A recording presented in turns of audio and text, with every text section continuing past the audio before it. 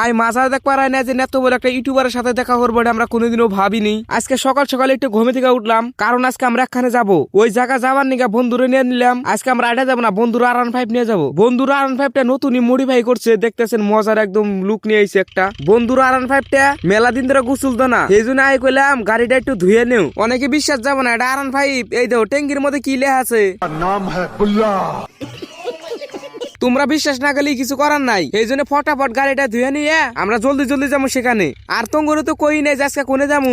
নেই আজকে যাবো মাজারে। এই মাজারটা কোন সাইডে তোমরা কি জানো?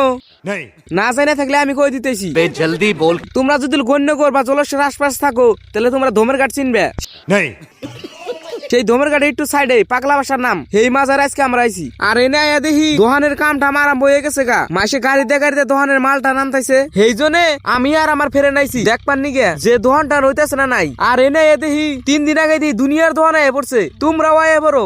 নেই 11 তারিখে থেকে আরম্ভ হবো। আর এনে দেখছেন একটা বড় ইউটিউবার আইছে, তাই ওরা ভিডিও বানাইতেছে, আমি দেখতাইছি। ভিডিও বানা দেখে অনেক ভালো লাগলো। আর আমার ভিডিও দেখে কিরম লাগে অবশ্যই কমেন্ট করে যাইও। क्या बोला क्या बोला? মাসে গাড়িতে গাড়িতে মাল আনতাইছে। আর এই মাজারটা দেখো, মাজারটাও কিন্তু অনেক ভালো। আর তোমরা কি একটা বস্তু লক্ষ্য করছো, এই মাজারে 14 মুহূর্তে সিসি ক্যামেরা লাগাইছে। সিসি ক্যামেরা লাগাইছে কে নিয়ে জানো?